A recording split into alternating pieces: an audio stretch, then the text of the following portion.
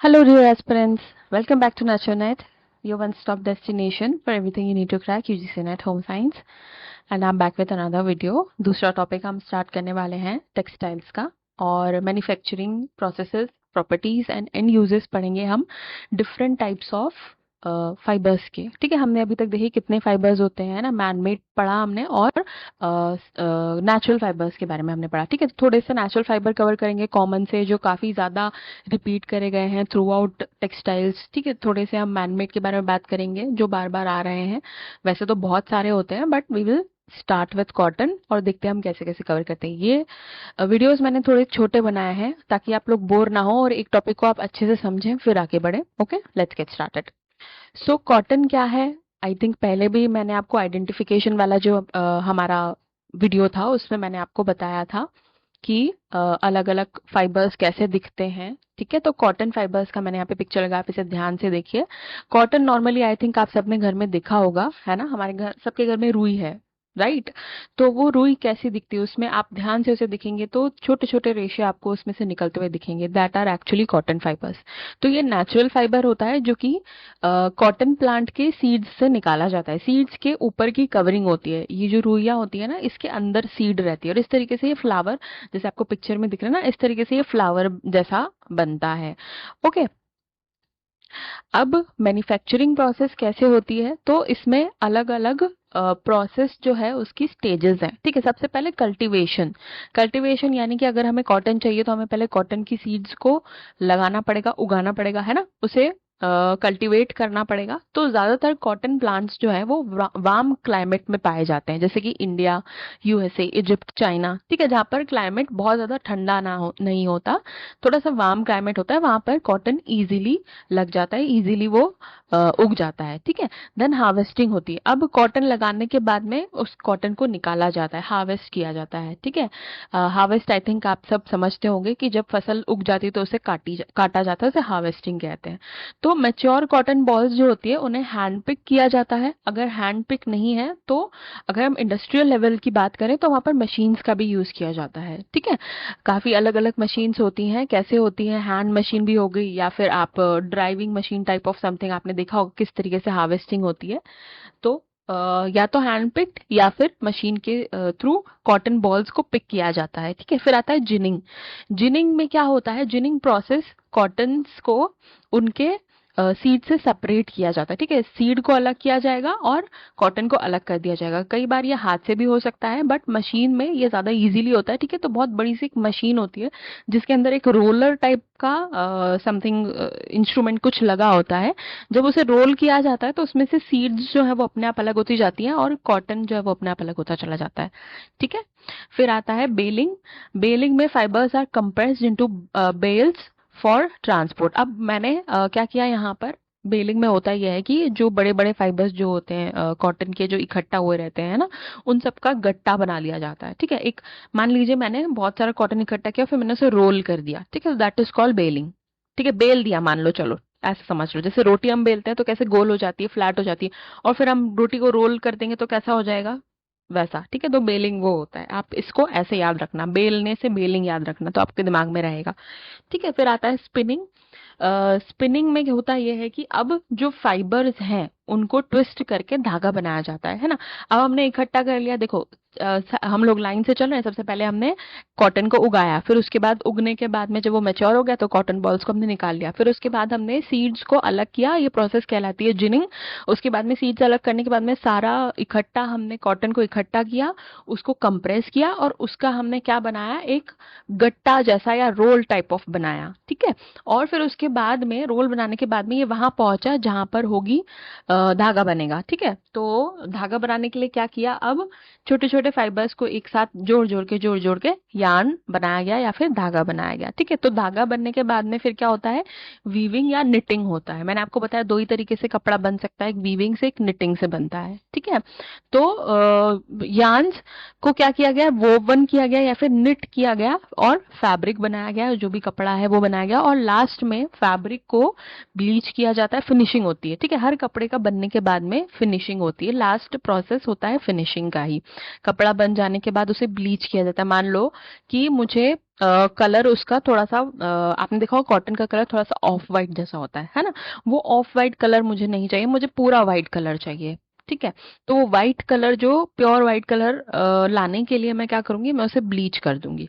या फिर मुझे कोई दूसरा कलर चाहिए, फॉर एग्जांपल आई वांट जो भी मेरा फैब्रिक बना है उसका कलर रेड हो, तो मैं रेड कलर में उसे डाई कर दूँगी। या फिर मुझे उसमें डिज़ाइन्स चाहिए तो मैं उसे प्रिंट कर दूँगी। ठीक है? और ट्रीटेड अलग-अलग तरीके से ट्रीट भी किया जा सकता है, जैसे मर्सराइज़ेशन एग्जांपल। ठीक है? मर्सराइज़ेशन हम डिटेल में आगे पढ़ेंगे, पर फिर भी यहाँ समझने के लिए मैं आपको बता देती हूँ कि मर्सराइज़ेशन एक ऐसी प्रोसेस होती है जहाँ पर जो भी आपका फैब्रिक है, मान लो कॉटन फैब्रिक जो आपने बनाया है, ठीक है, उसको कास्टिक सोडा, हाँ ठीक है, सोडियम हाइड्रोक्साइड से ट्रीट किया जाता है। मैंने एक सॉल्यूशन लिया कास्टिक सोडा का और मैंने उसमें कपड़ा डाल दिया। ठीक है? अब इससे होता ये है कि जो फाइबर्स होते हैं कॉटन के, जो कि स्टेपल फाइबर्स, छोटे छोटे फाइबर्स होते हैं ना, वो स्वेल हो जाते हैं, मतलब वो फूल जाते हैं, जिससे उसकी शाइन और स्ट्रेंथ और बढ़ जाता है। ठीक है? तो बीच मान लो कि आपने कपड़ा बनाया और मान लीजिए बीच बीच में उसमें कहीं कहीं गैप रह गया, कुछ भी प्रॉब्लम रह गई, अगर मैंने उसे मर्सराइजेशन कर दिया, अगर मैंने उसका ट्रीटमेंट कर दिया, ठीक है, तो क्या होगा, वो स्वेल हो जाएगा। स्वेल होने की वजह से क्या होगा, और जो उसके फाइबर्स है वो और एक दूसरे से पास पास आ जाएंगे और वो स्ट्रेंथ उनकी बढ़ जाएगी। ठीक है? इस तरीके से होता है। ओके, तो आगे मर्सराइजेशन जब हम पढ़ेंगे, एक एक फिनिशिंग के बारे में हम बात करेंगे अच्छे से, और मैं इसको और डिटेल में आपको समझाऊंगी। अभी के लिए आप इतना समझो कि मर्सराइजेशन ऐसी प्रोसेस होती है जहां पर जो कपड़ा है उसकी स्ट्रेंथ और शाइन को बढ़ा दिया जाता है। ठीक है? तो सिंपल भाषा में अब आप ये याद रखो एक प्रोसेस छोटा सा कि cultivation, harvesting, ginning, spinning, weaving या निटिंग और फिनिशिंग, ये जो अलग, ये जो 1 2 3 4 5 6, ये जो 6 प्रोसेस हैं, इनको आप अपने उंगलियों पे याद करो। ठीक है? अब समवॉट आगे हम जैसे जैसे बढ़ते जाएंगे, अलग अलग फाइबर की हम बात करते जाएंगे, तो इसमें से आप ये ध्यान रखना कि इसमें से कुछ कुछ प्रोसेसेस जो होंगी वो रिपीट होती जाएंगी, है ना? लेट आगे बढ़ते हैं। अब आता है properties of cotton. Properties of cotton यानी कि कॉटन की क्या विशेषताएं हैं। ठीक है? कॉटन फाइबर की विशेषताएं क्या है और ये दूसरे फाइबर से कॉटन अपने आप को अलग कैसे बनाता है ना? तो अपीयरेंस कैसा है इसका, वाइट दिखता है, सॉफ्ट होता है, फ्लफी होता है ना? आप सबने कॉटन आई थिंक टच करके देखा होगा कभी ना कभी। तो सॉफ्ट होता है, फ्लफी होता है और वाइट इन कलर होता है, ये हमें पता है दिखने में। ठीक है? स्ट्रेंथ कैसी होती है इसकी, स्ट्रेंथ अच्छी होती है, स्ट्रॉन्गर व्हेन वेट, और अगर इसको गीला कर दिया जाए अगर, तो ये और ज्यादा स्ट्रांग हो जाता है। एग्जाम्पल के तौर पर आप कभी ट्राई करना, रुई जो होती है ना, रुई को आप लेना और उसको आप ऐसे नॉर्मल हाथ में रुई को लेकर के अलग करना, ऐसे बीच में से उसे 2 हिस्से कर देना। ठीक है? लेकिन फिर बाद में वो वापस से मिला करके आप उसको थोड़ा सा रुई को गीला कर दो। ठीक है? तो गीला करके अगर आप देखोगे तो आपको स्लाइटली थोड़ा सा ज्यादा उसको अलग करने में ताकत लगानी पड़ेगी। ठीक है? बिकॉज जब हम गीला करते हैं कॉटन फाइबर्स को तो वो स्ट्रांग हो जाता है। जैसे मैंने बताया मर्सराइजेशन में उनके जो फाइबर्स जो होते हैं वो स्वेल हो जाते हैं, वैसे यहाँ पर वाटर के साथ में ये स्वेल हो जाते हैं, इसलिए स्ट्रांग हो जाता है। और ये one of the rare property है अमोंग फाइबर्स, बहुत कम देखने को मिलता है जो कि कॉटन में है। ठीक है? एब्जॉर्बेंसी, एब्जॉर्बेंसी का मतलब है कि पानी कितना एब्जॉर्ब करता है, तो कॉटन बहुत हाईली एब्जॉर्बेबल होता है। ठीक है? तो हम क्यों गर्मियों में कहते हैं कि कॉटन के कपड़े पहनने चाहिए, क्यों, क्योंकि कि जो हमारे समर्स में जो स्वेट करती है हमारी बॉडी, है ना, पसीना निकलता है, आप बाहर धूप में गए हैं, ठीक है, तो कॉटन के कपड़े अगर आप पहनेंगे तो वो पसीना एब्जॉर्ब कर लेगा, ना कि उसे बाहर बहने देगा, है ना? और अगर आप कुछ ऐसा कपड़ा पहन के जाते हैं जहां पर आपका पसीना एब्जॉर्ब नहीं हो पा रहा है तो इरिटेशन होती है ना? वो आपको पता चलता है कि नहीं बहुत ज्यादा पसीना आ रहा है, तो आप अगर मान लीजिए आपके फेस से पसीना आ रहा है तो हम कॉटन का कपड़ा जो हैंकरचीफ होता है वो यूज करते हैं पोंछने के लिए, है ना? ज्यादातर हम हैंकरचीफ कॉटन की यूज करते हैं बिकॉज वी नो कि ये हाईली एब्जॉर्बेंट होता है। हैंकरचीफ जो होते हैं ज्यादातर कॉटन के ही बने होते हैं, तो पानी पोंछना है या पसीना पोंछना होता है या फिर आपके कपड़ों पे कुछ गिर जाता है ना, लिक्विड कुछ गिर गया, तो आप कैसे रुमाल से पोंछते हैं, तो कॉटन से बना होता है। ठीक है? तो जितना भी एक्सेस वाटर होता है वो अपने में एब्जॉर्व कर लेता है। तो 20 से 25% अपना वेट का वाटर वो होल्ड कर सकता है। ठीक है? कंफर्ट है, सॉफ्ट होता है, ब्रीदेबल होता है, स्किन फ्रेंडली होता है। Okay, soft breathable skin friendly, because obvious सी बात है, अगर एक्सेस आपको पसीना आ रहा है तो वो एब्जॉर्ब कर लेगा। ठीक है, तो काफी कंफर्टेबल होता है, मैं ऐसा नहीं लगता अरे बहुत गर्मी लग रही है पसीना आ रहा है। और ब्रीदेबल है, मतलब कि बहुत ज्यादा गर्मी है तो आपको ऐसा नहीं लगेगा कि इस कपड़ों में मुझे बहुत गर्मी लग रही, गर्मी नहीं लगेगी। ठीक है, बिकॉज एयर का जो है प्रॉपर चैनलाइजेशन हो रहा है कपड़े के थ्रू। ठीक है, तो ब्रीदेबल है, सॉफ्ट है, स्किन फ्रेंडली है। स्किन फ्रेंडली ऐसे कि आपको ये पहनकर किसी को कोई रैशेज, इतना कड़क कपड़ा नहीं है, इतना हार्ड कपड़ा नहीं है कि आपकी स्किन पे इरिटेशन हो जाए या कुछ इश्यू हो जाए। ठीक है, फिर है हीट रेजिस्टेंस। हीट रेजिस्टेंस का मतलब होता है can withstand high ironing temperatures. मतलब अगर आप इसको हाई टेम्परेचर पे आयरन करोगे तो ये सह जाएगा। ऐसा नहीं कि बहुत ज्यादा कर दिया जला दिया, मतलब ये कि बाकी फाइबर से इसका हीट रेजिस्टेंस काफी अच्छा है, ये इतनी जल्दी जलता नहीं है। ठीक है, इसलिए कॉटन को सबसे ज्यादा हीट की जरूरत होती है जब हम प्रेस करते हैं उसको, बिकॉज उसमें क्रीजेस ज्यादा आती हैं, है ना। तो हम प्रेस करते हैं तो कॉटन को सबसे हाई टेम्परेचर लगा करके आयरन में फिर हम प्रेस करते हैं ना, राइट। देन आता है ड्यूरेबिलिटी। ड्यूरेबिलिटी यानी कि कितने टाइम तक चल सकता है। गुड रेजिस्टेंस टू अब्रेजन है, बट रिंकल्स जल्दी आ जाते हैं।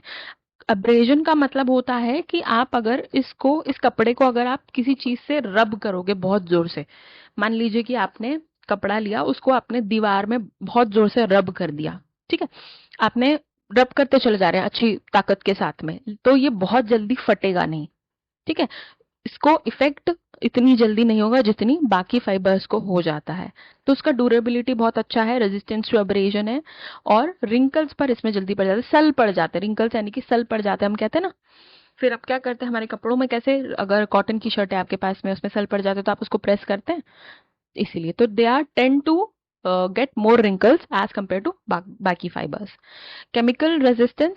केमिकल रेजिस्टेंस का मतलब है कि कौन से केमिकल्स के साथ में कैसा रिएक्ट करता है। अगर एसिड इस पे गिर गया तो ये डैमेज हो जाएगा। ठीक है, मतलब ये केमिकल रेजिस्टेंस इसका एसिड के लिए बहुत ही ज्यादा कम है और अल्कलीज के लिए बहुत ज्यादा है। एसिड और अल्कली समझते हैं आप, एसिड बेस समझते हैं। Alkalis is somewhat base only, and acid जो होता है कि जिसका पीएच जो होता है वो 7 से कम होता है। अल्कलीज वो होता है जिसका पीएच 7 से ज्यादा होता है। ठीक है, तो मोस्टली अल्कलीज जो होता है वो वाटर सोल्यूबल होते हैं। ठीक है, वाटर में अगर अल्कलीज को डाला जाए तो सोल्यूबल हो। इतना डिटेल में जाने की जरूरत नहीं, आप बस इतना समझ लीजिए, नहीं तो फिर हम पूरा केमिस्ट्री में चले जाएंगे।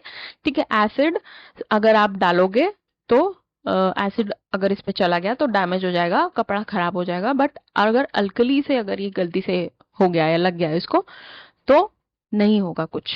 ओके, अब हम देखते हैं बहुत इंटरेस्टिंग चीज कि अब कॉटन का हमने क्या किया, इसका प्रॉपर्टीज हमने पढ़ ली हैं। ठीक है, हमने इसके बारे में जान लिया है कि क्या क्या इसका किस तरीके से मैन्युफैक्चर होता है, क्या प्रॉपर्टीज है।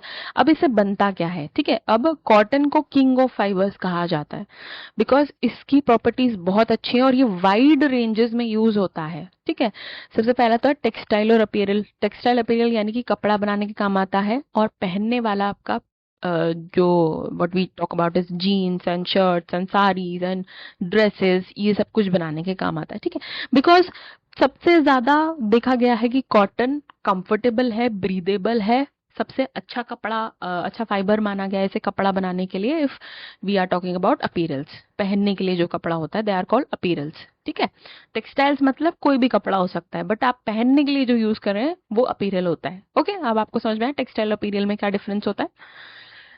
So shirts, jeans, sari, dresses, undergarments, towels, bedsheets, ये सारी चीजें कॉटन से ही बनती है। ठीक है, मोस्टली कॉटन से बनाई जाती है।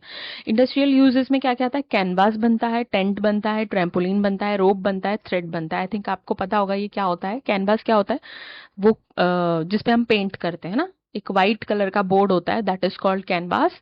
उस पे हम पेंट करते हैं, वो भी कॉटन से बनता है। टेंट्स कॉटन से बनते हैं, ट्रैम्पोलिन कॉटन से बनता है, रोप रस्सियां बनती है, थ्रेड्स बनते हैं। थ्रेड्स ऑब्वियस सी बात है कॉटन से हर धागा बनाया जा सकता है। ठीक है, मेडिकल यूजेस में ज्यादा इसको वो किया जाता है, प्रायोरिटी पर रखा जाता है। बैंडेजेस बनते हैं, गॉज बनता है। ठीक है, बैंडेजेस मतलब क्या, जो नॉर्मल हम छोटी सी चोट लग जाती है जो हम बैंडेज लगाते हैं, that is made up of cotton. Okay, gauze मतलब चोट के ऊपर जो एक पट्टी बांधी जाती थी ना, बहुत ही हल्की सी, क्या कहते हैं, व्हाइट कलर की पट्टी। आई थिंक आप में से अगर किसी ने देखा होगा तो आगे मैंने फोटो लगाया, मैं आपको दिखाऊंगी। तो वो गॉज जो होता है वो कॉटन से बनता है, कॉटन वूल।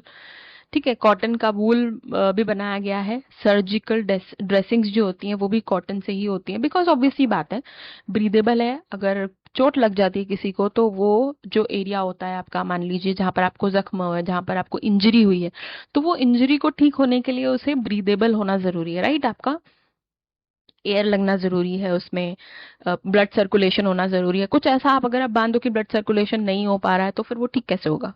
इसीलिए ठीक है, हाउस होल्ड यूजेस में कर्टन्स बनते हैं, टेबल क्लॉथ्स बनते हैं, अपहोल्स्ट्रीज बनता है, क्लीनिंग क्लोथ्स बनते हैं। क्लीनिंग क्लोथ्स इसलिए बिकॉज वाटर एब्जॉर्बेंट अच्छा होता है इसका, है ना। कर्टन्स इसलिए क्योंकि हवादार है, आसपास अपने हवा ट्रांसफर कर सकता है। ठीक है, और अपहोल्स्ट्री का मतलब होता है किसी भी चीज का कवरिंग। फॉर एग्जाम्पल आपने चेयर की कवर बनाई है, या आपने अपने व्हीकल की कवर बनाया, कार का कवर बनाया है, या आपने किसी भी चीज का कवर को अपहोल्स्ट्री कहा जाता है। Blends often mix with polyester, किस किस चीज के साथ में कॉटन, हाँ, कॉटन फाइबर्स को मिक्स किया जा सकता है। पॉलिएस्टर के साथ ब्लेंड करके भी धागा बनता है इसका, या फैब्रिक बनता है। नायलॉन के साथ भी बनता है, जिससे कि रिंकल रेजिस्टेंस और ड्यूरेबिलिटी बढ़े। ठीक है, क्योंकि रिंकल रेजिस्टेंस ज्यादा है, जैसे मैंने बताया, इसमें सेल बहुत आते हैं, तो वो कम करने के लिए कई बार ऐसा होता है कि इसको पॉलिएस्टर या नायलॉन के साथ में मिक्स करके फैब्रिक बनाया जाता है। ओके, अब आप ये पिक्चर देखो, आपको कॉटन और अच्छे से, बहुत अच्छे से समझ में आएगा। ठीक है, ये पिक्चर हमेशा अपने दिमाग में रखना। देखो, पहले तो यहाँ पर ये क्या हो रहा है, एक बहुत बड़ा सा ढेर जो है रुई का, ठीक है, कॉटन का, ये इकट्ठा है। ठीक है, तो रॉ जो मिलता है हमको वो ऐसे मिलता है, छोटे छोटे कॉटन बॉल्स इकट्ठे कर करके इस तरीके से बहुत सारे फाइबर मिलते हैं। फिर उसका साथ में ट्विस्ट करके, ऑल्दो ये बहुत सारा है इसलिए मशीन से किया जाता है, इस तरीके से ट्विस्ट कर करके इसके धागे बनते हैं। ठीक है, अब यहाँ पर देखो, धागा कलर कलर का भी मिलता है, तो जरूरी नहीं कि सिर्फ फैब्रिक को ही डाई किया जाए, यार्न को भी डाई किया जा सकता है। ठीक है, ये देखो कुछ इस तरीके का कपड़ा होगा। आई थिंक आप सब लोग समझते होंगे कॉटन कैसा दिखता है ना। बहुत कॉमन है, हर घर में मिलेगा। तो इसमें थोड़े थोड़े रिंकल्स भी हैं। देखो, मैंने अगर यहाँ पे ये मुड़ा हुआ है जैसे, तो ये यहाँ पे रिंकल्स पड़ जाते हैं, तो बहुत ही ज्यादा ये रिंकल वाला ये कपड़ा है। ठीक है, और ये देखो गॉज, हमने गॉज की बात करी थी ना, ये गॉज, ये पट्टी जो है ये वून पर ऊपर से ड्रेसिंग करके यूज करी जाती है। ये बहुत, देखो कितना पतला है ये, इसका स्ट्रक्चर बहुत ब्रीदेबल होता है। ठीक है, ताकि प्रॉब्लम ना आए, वून जल्दी ठीक हो, उसके लिए इसको बनाया जाता है। ठीक है, इस तरीके से। तो आई थिंक अब आपको समझ में आ गया होगा कि कॉटन के बारे में हमने डिटेल में अच्छे से समझ लिया है। अगर आपको कोई भी डाउट है प्लीज मुझे कमेंट सेक्शन में बताइए। एंड इस वीडियो में इतना ही। सब्सक्राइब करना है नाचो नेट को आपको, and you have to hit the bell icon so that you never miss any update. Share with your friends, like this video, and thank you so much.